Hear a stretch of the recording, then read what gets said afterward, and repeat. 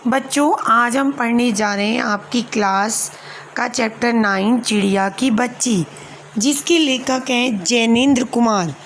इस पाठ के माध्यम से लेखक हमें सेठ माधव दास नामक एक ऐसे व्यक्ति के जीवन के बारे में बता रहा है जिसके पास जीने की सारी सुविधाएं हैं, फिर भी उसे जीवन में संतोष नहीं है। इसलिए वह एक चिड़िया को पालने के लिए लालायित हो उठता है और अपने नौकर को उसे पकड़ने की कोशिश करने को कहता है।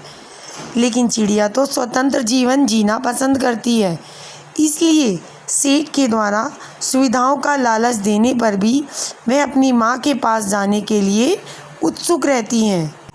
लेखक बताता है कि माधव एक बहुत बड़ा व्यापारी है।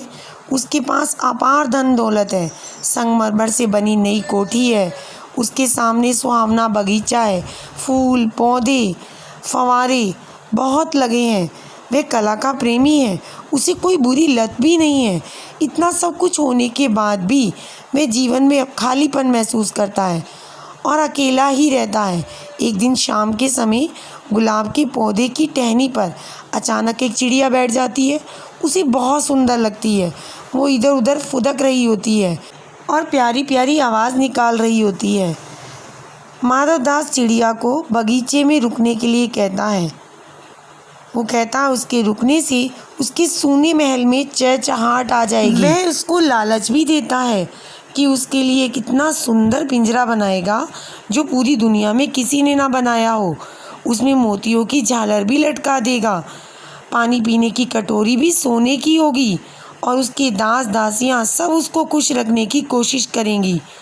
लेकिन चिड़िया डर जाती है। मैं माधव दास को कहती है कि शाम होने पर मैं माँ के पास वापस जाना चाहती थी। थोड़ा आराम करने के लिए डाली पर रुकी थी। अब भूलकर भी ऐसी गलती नहीं करेगी। वह अपनी माँ की प्रशंसा करते हुए कहती है कि मेरी माँ के घोंसले में तो बहुत सी सुनहरी धूप बिखरती है। 2 दाने माँ लाकर मुझे देती है। मुझे और कुछ नहीं पता। मैं केवल अपनी माँ को जानती हूँ, भाई को जानती हूँ, सूरज को जानती हूँ, धूप को जानती हूँ। इसके अलावा घास, पानी और फूलों को जानती हूँ, पर तुम्हें मैं नहीं जानती। माधव फिर भी चिड़िया को किसी न किसी तरह अपने पास रखना चाहता था। वह उसे बातों में उलझाता है। वह उसे कहता है, मैं तुझे प्रसन्न रखूँगा। मेरे पास देख कितने फूलों के सुंदर सुंदर बगीचे हैं। तुम्हारी माँ के पास कुछ भी नहीं है। लेकिन फिर भी चिड़िया जाने की जिद करती है। अचानक ही माधव दास एक बटन दबाता है। इससे दूर कोठी के अंदर आवाज़ हुई। झट से एक नौकर भागकर बाहर आता है और माधव के इशारे पर चिड़िया को पकड़ने का प्रयास करता है और चिड़िया को अपनी बातों में उलझाए रखता है। वह उससे पूछता है, तुम कितने भाई बहन हो? अभी उजाला है, डरो मत। तभी अचानक बच्चों चिड़िया को ऐसा प्रतीत होता है कि कोई कठोर हाथ उसे छू रहा है। वह चीख मारकर चहचहाई और फुर्र से उड़ गई। वह निरंतर एक ही सांस में बच्चों लगातार उड़ती रही। उसने माँ की गोद में जाकर ही दम लिया।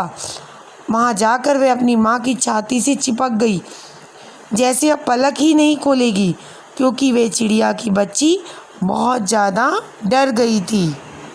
बच्चों, लेखक इस पाठ के माध्यम से हमें ये संदेश देता है कि हमें संपन्न जीवन जीते हुए किसी भी छोटे बड़े पशु पक्षी को अपना पालतू बनाकर नहीं रखना चाहिए।